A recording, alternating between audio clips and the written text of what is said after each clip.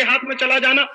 जो जंगल किसानों की संपत्ति माने जाते थे, जो जंगल गांव की संपत्ति माने जाते थे, और जिन जंगलों से किसानों को अपनी खेती करने के लिए मदद में आने वाली तमाम तरह की चीजें मिलती थी, उन जंगलों का अंग्रेजों की सरकार ने सत्यानाश करवाया। एक और तरीका अंग्रेजों ने अपनाया इस देश के किसानों को और खेती को बर्बाद करने के लिए। 1865 के साल में अंग्रेजों ने एक कानून बनाया इस देश में। उस कानून का नाम था इंडियन फॉरेस्ट एक्ट,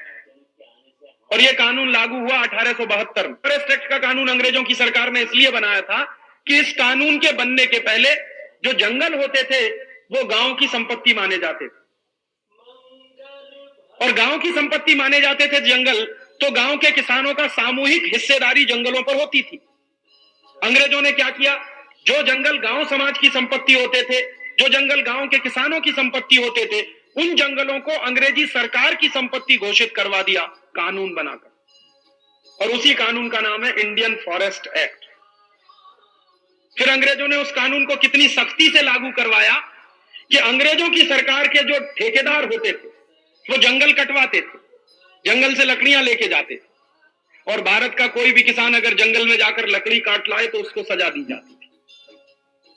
तो भारत का किसान, भारत का आदमी जंगल से लकड़ी काट नहीं सकता, अंग्रेजों ने कानून बना दिया।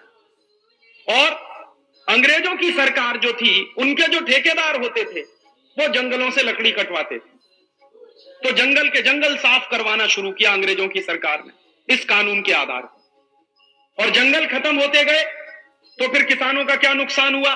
आप जानते हैं। जब जंगल खत्म हो जाएंगे, पेड़ खत्म हो जाते हैं, तो पेड़ों के खत्म होते चले जाने के कारण जो मिट्टी का जमाव होता है पेड़ों के आसपास, वो मिट्टी का जमाव छूटने लगता, और मिट्टी का जमाव जब छूटने लगता है तो वो मिट्टी बहने लगती है, और मिट्टी बहने लगती है तो नदियों में जाती है, नालों में जाती है, नहरों में चली जाती है,